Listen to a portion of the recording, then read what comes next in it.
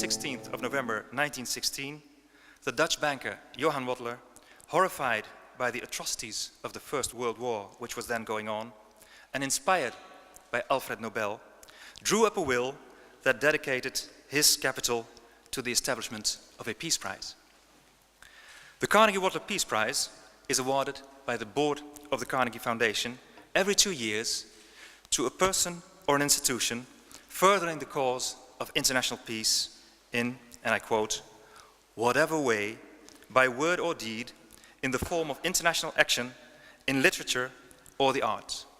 What do we know about the founder of the prize? Thanks to historian Maarten van Harte, who has conducted extensive research on Wateler, our relatively anonymous benefactor has received a face and a story. When we look at his poetry, and he expressed himself in his poetry, he was also especially inspired by Queen Wilhelmina, the Queen of the Netherlands, who he perceived as a queen of peace. And he perceived his testament partly as a service for defending the royal house, defending the queen against violent revolutions and against war. And also he insisted in the later versions of his testament to give the prize a Dutch character. Because, and that is also what we see in his poetry, part of his dream was to the Netherlands as a peaceful society with a mission in the world. It's a real pleasure to hand over the first copy of the book to the Wateler family, and maybe you may want to give a copy to Miss Sigrid Kaag. En alle lange woorden buren, zoals je op de beeldbuis ziet. Je bent verward om staakt het vuren, maar toch, een vriend zien huilen kan ik niet.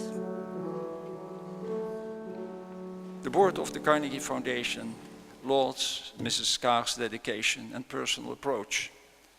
She has a remarkable talent for bringing parties together and to promote consensus. She doesn't think in problems, but encourages parties to act.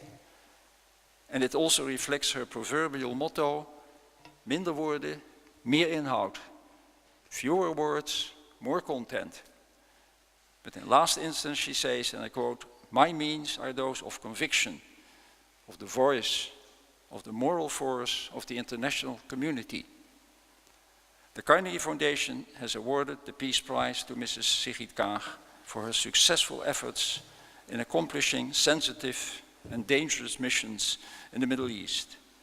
And perhaps more than ever, the Middle East is a crucial region to promote peace in an interdependent world.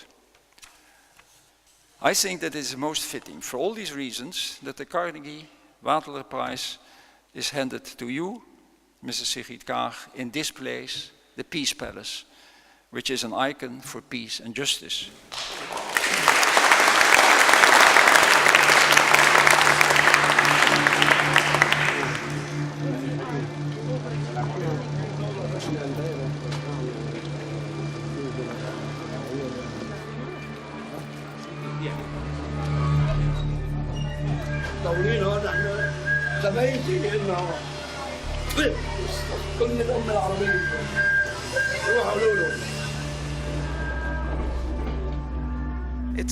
It's humbling, it's very emotional, more than I thought actually, to be standing here on this occasion to receive the Carnegie Wateler Peace Prize.